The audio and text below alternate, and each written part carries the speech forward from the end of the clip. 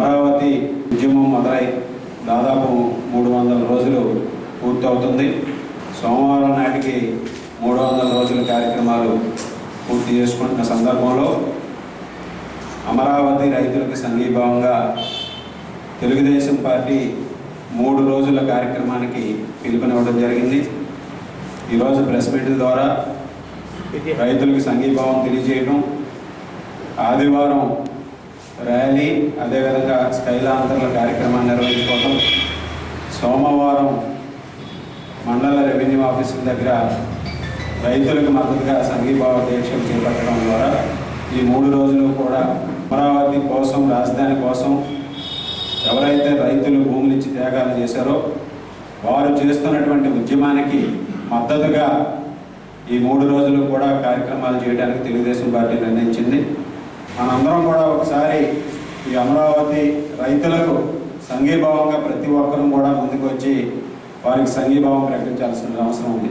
ఇది కేవలం కొంతమంది వ్యక్తుల కోసం చేపట్టినటువంటి రాజధాని కాదు.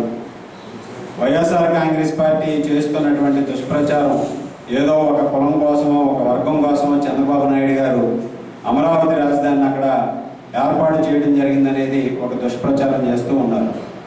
ఆ రోజు ప్రతిపక్ష నాయకుడిగా ఉన్నటువంటి ముఖ్యమంత్రి జగన్మోహన్ రెడ్డి గారు ఆ రోజు 30,000 ఎకరాల అవసరం, రాజధాని ఇక్కడే ఉండాలి, అమరావతి రాజధానికి మద్దతు తెలియజేస్తామని చెప్పినటువంటి వ్యక్తి అధికారంలోకి వచ్చిన తర్వాత ఏదైతే మాట తిప్పం మడం తిప్పని వంశంలో పుట్టానని చెప్తూ ఉంటాడో అవన్నీ కూడా తొంగలోకి తొక్కి ఈరోజు మాట మడమ అన్నీ కూడా తిప్పి మరలా ఈరోజు అమరావతిని విచ్ఛిన్నం చేసే విధంగా 3 రాజధానుల ప్రకటన తీసుకొచ్చి ఈరోజు రాష్ట్రాల మధ్య, రాష్ట్ర ప్రజల మధ్య చిచ్చు పెట్టే విధంగా జగన్మోహన్ రెడ్డి ఈరోజు ముందుకు వెళ్ళడం చాలా బాధాకరమని ఈ సందర్భంగా తెలియజేసుకుంటున్నాం. ఈరోజు బిన్ తుగ్లక్ ఉండేవాడు. బిన్ తుగ్లక్ అప్పుడు ఉన్నటువంటి ఢిల్లీ రాజధానిని ఔరంగాబాద్కు మార్చి దాదాపు 11 శతాబ్దాలు అక్కడ పరిపాలన సాగించినటువంటి బిన్ తుగ్లక్ ఉన్నాడు.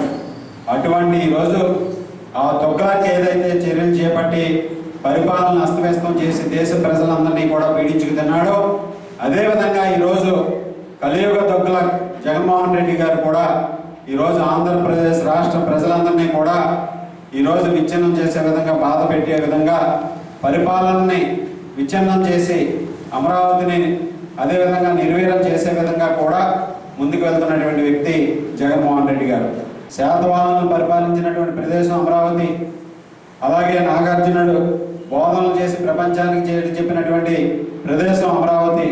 అలాగే బుద్ధుడు నడియాడినటువంటి ప్రదేశం అమరావతి. అటువంటి ప్రదేశం అయినటువంటి అమరావతిని, అటువంటి ప్రాశిష్ట్యతలు కలిగినటువంటి అమరావతిని కాదని ఈరోజు 3 రాజధానులు అని చెప్పి ఈరోజు ప్రాంతాల మధ్య చిచ్చుపెట్టి, ప్రజల మధ్య చిచ్చుపెట్టే విధంగా జగన్మోహన్ రెడ్డి గారి పరిపాలన సాగుతుందనేది మనందరం కూడా ఆలోచన చేయాలి. చంద్రబాబు నాయుడు గారు ముఖ్యమంత్రిగా ఉన్నప్పుడు అక్కడికి వచ్చినటువంటి పెట్టుబడులన్నీ కూడా ఈరోజు లులు గ్రూప్ కానీ ఇతర సంస్థలన్నీ కూడా వెనక్కిపోయినాయి అంటే వీళ్ళ మీద ఏ విధమైన నమ్మకం ఉందో మనందరం కూడా ఆలోచన చేయాల్సినటువంటి అవసరం ఉంది. ఈరోజు రాజధానిలో దాదాపు 29,000 మంది రైతు కుటుంబాలు 34,000 ఎకరాలు రాజధాని భూములు ఇవ్వడం జరిగింది. అందులో వీళ్ళు చేస్తున్నటువంటి దుష్ప్రచారం కేవలం చంద్రబాబు నాయుడు గారి సామాజిక వర్గానికి చెందినటువంటి రైతులే ఉన్నారు, లేకపోతే ఇన్సైడర్ ట్రేడింగ్ జరిగింది, వీళ్ళు భూములు కొనుక్కున్నారని చెప్పి అవాస్తవాల ప్రచారం చేస్తూ ఈ రాష్ట్ర ప్రజల్ని తప్పుదావ పట్టించే విధంగా వైసీపీ నాయకులు చాలా చీప్గా రాజకీయాలు చేస్తున్నటువంటి పరిస్థితి ఉంది.